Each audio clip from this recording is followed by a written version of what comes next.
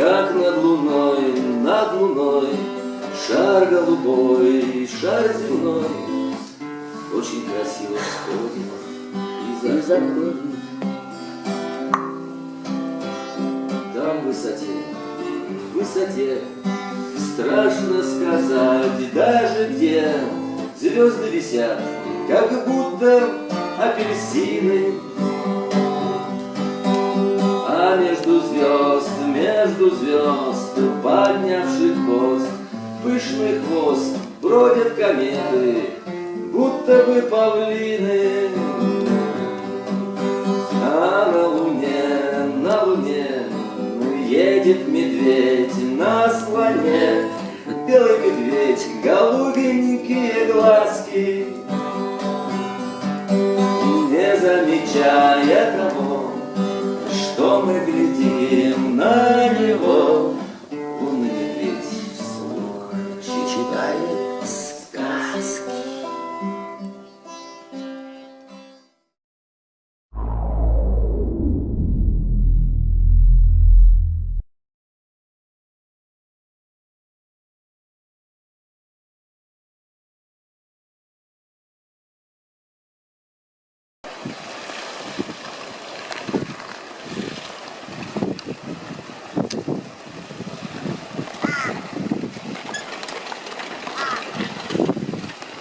Ступа Намчи старая и очень намоленная. Вот эти трещины видны от последнего землетрясения.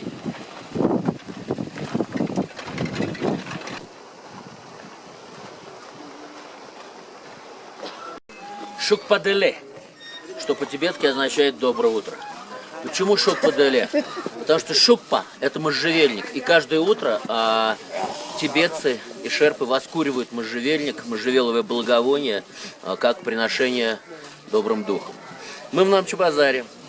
В базаре, что очевидно, это субботний, еженедельный, знаменитый базар. Это культовая история на 3500 метров. Вот в такой чаше великолепной раскинулась торговая площадка. Снизу со всех сторон несут люди грузы, и овощи, и кухонную утварь, и даже холодное оружие. Все сюда заносится либо вручную, либо на мулах или вьючных животных, которых называют зобки. Это помесь яка и коровы.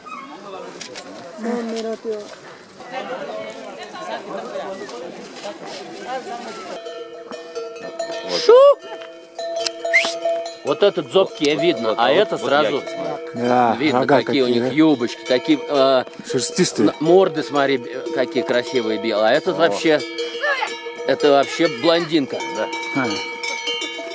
Амала ташидале, калюпе.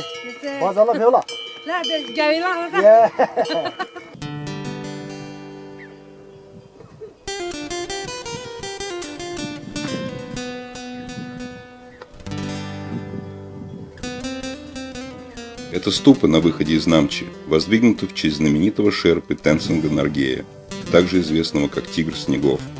29 мая 1953 года вместе с Эдмундом Хиллари в составе британской экспедиции он первым взошел на вершину Эвереста.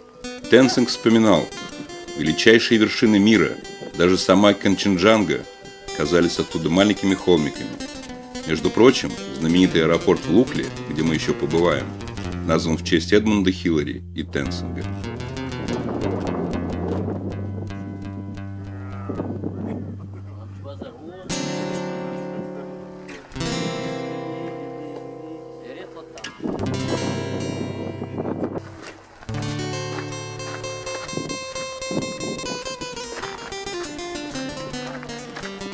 От этой знаменитой ступы экспедиция продолжила свой путь пешком на крышу мира, к священным в буддизме и индуизме озерам Гокио, а нашей сегодняшней целью был горный приют с говорящим названием Эверест Вью.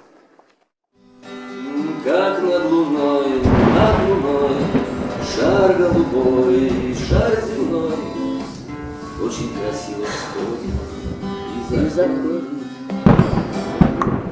За окном бушевала стихия, раздавались раскаты грома. Казалось, что безжалостные гималайские демоны пытаются ворваться внутрь.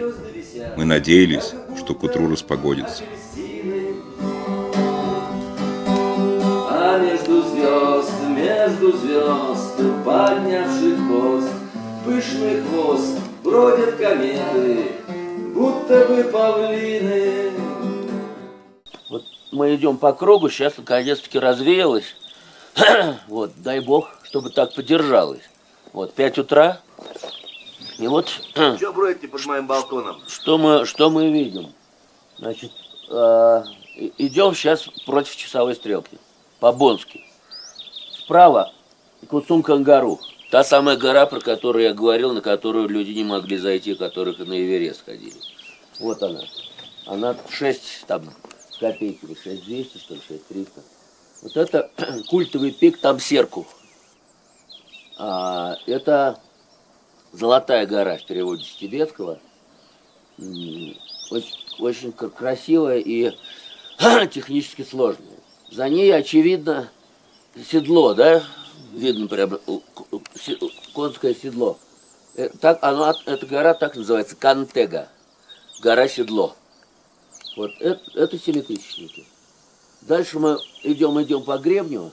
И вот над огоньками монастыря Тангбочи вот эта красивейшая гора, вот культовая. Я считаю, что это одна из самых красивых гималайских гор. Это Амадаблам. Есть 2 трактовки. Он 6800. Есть 2 трактовки перевода, либо ожерелье матери, либо мать, несущая ребенка, поскольку они все за спиной носят детей, что вот мать, а за спиной у нее дитя. И вот приходим сюда, по центру. Вот в облаке Лходза, вот стена Лходза, 3 вершины. Главная, средняя и восточная. Вот, об этом мы уже говорили, что средняя это русский восьмитысячник единственный. Вот, но верхушка сама в облаке. Вот под Лходза видна гора. Так вот треугольник такой, ниже значительно, она 6200. Это Island Peak. Пик остров. Вот туда у нас было зимнее восхождение. Из 18 человек зашло 4 всего лишь. Включая вашего покорного. И дальше мы уходим по диагонали наверх, над Лходзой. И вот эта вот пирамидка, башенка, которая торчит слева от большого облака, это и есть, собственно говоря, Эверест. То есть вот этот весь массив, он из 3 состоит составных частей. Нупча, Лходза и Эверест.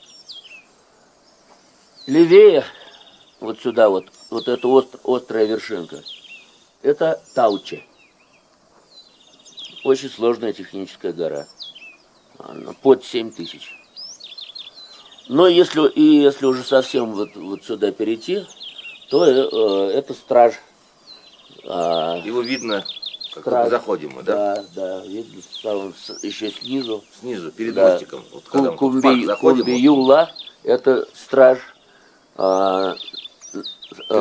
Кумбу. Страж района Кумбу.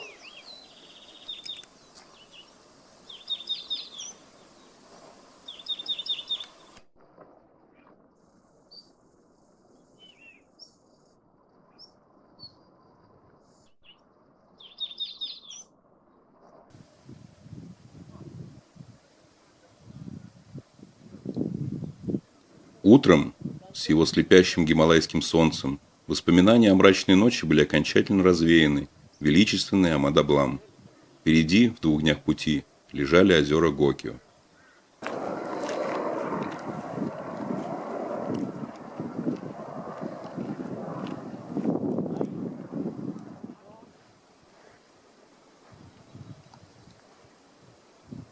Мы продолжаем свой путь, пошел 4-й день. Роскошный совершенно алый рододендрон. Причем, что примечательно, еще 20 минут назад выше рощи рододендроновые не цвели. А тут сразу зацвели, причем разными потрясающими оттенками. А вот выше, буквально за бутозами рододендрона, мы видим верхушку Амадаблама, одной из самых красивых гималайских гор. Переводится как ожерелье матери или мать, несущая наслаждайтесь.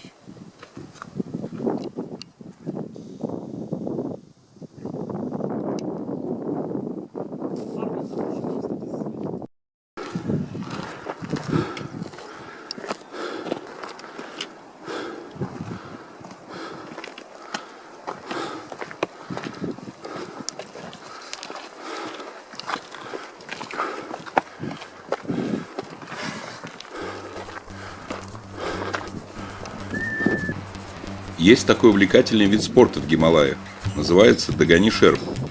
Но вот именно догнать получается далеко не всегда. Можно отстать, а можно просто сорваться в пропасть.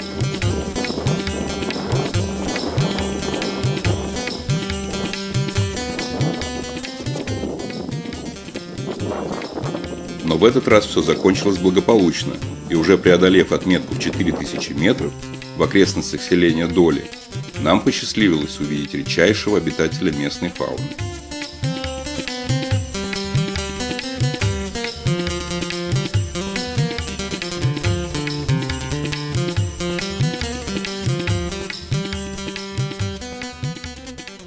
Друзья мои, ну мы, конечно, везунчики.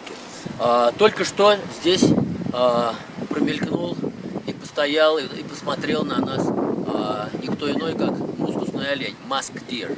Это очень редкое животное. Давным-давно, это была самка, кстати.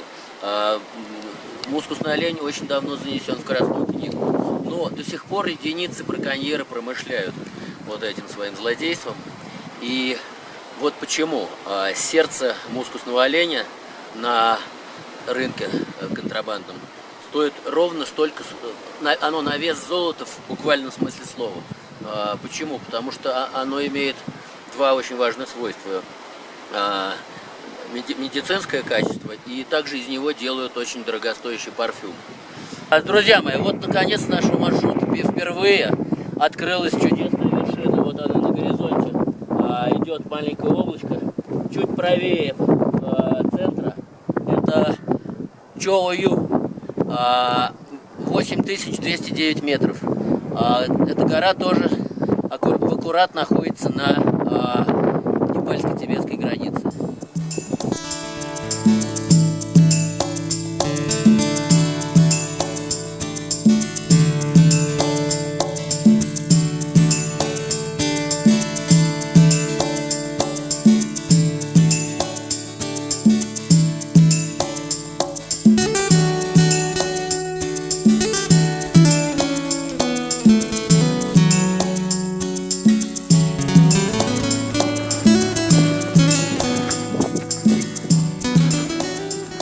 Красиво пошло такое тонкое облачко вдоль этих гор, как ожерелье.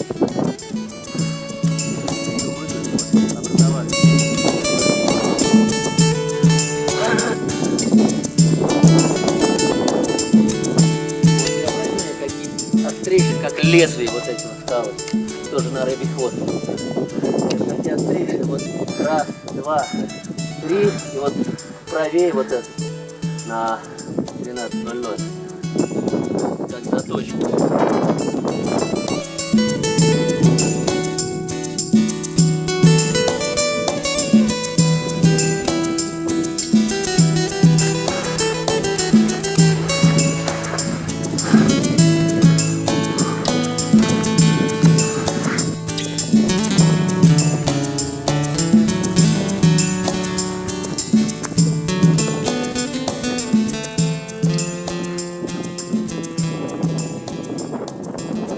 Пейзаж менялся на глазах. Сначала исчезли деревья, потом кустарники, затем промелькнули альпийские луга. Наконец, появилось множество валунов.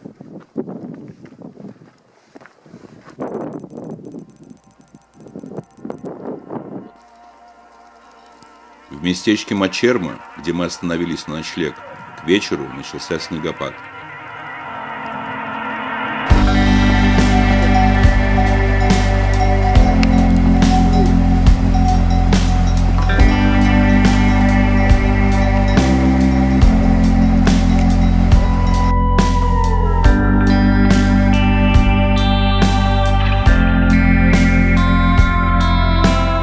А затем стало мерещиться, что мы очутились на Марсе. и лишь бурлящая река Доткоши внизу под ногами, и снежная шапка восьмитысячника Чоую в небесах прямо по курсу, словно бы нашептывали: «Ты все еще на земле, бро».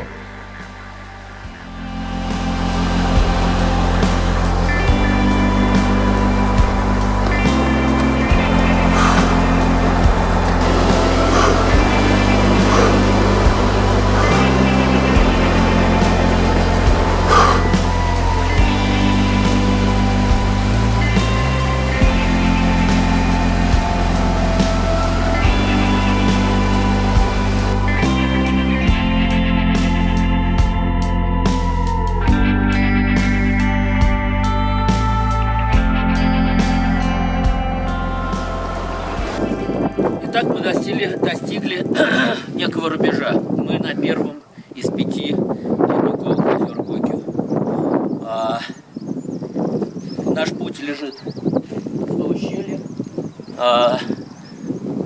Мощным мажорным аккордом которого является пик Чоую, 8209 метров. Вот он, горизонт. Как я уже сказал, все 5 озер Гокио ледникового происхождения. Мы увидим 3 озера, заночуем на 3-м, после чего завтра в 6 утра у нас будет восхождение на Гокио пик, примерно 5500 метров.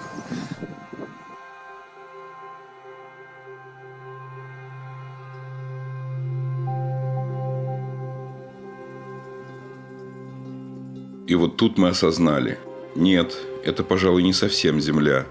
Это уже не наша голубая планета. Это уже Марс. Красная планета. Все как на фотографиях НАСА. Красновато-бурая почва, пустые безжизненные пространства, нагромождение камней и скал. Но все-таки одно отличие было. Здесь, среди неземных ландшафтов, светилось бирюзой очень земные озера Гокио. Это и были те самые озера на Марсе. Вот это поселение так и называется Гокио.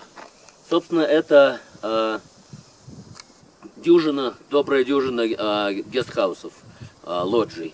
Это ночлег стационарный, но работают они не круглый год. На зиму большинство хозяев уходит вниз, и 2-3 лоджии остаются открыты, и они работают вахтующимся методом, потому что зимой очень-очень мало людей сюда приходит.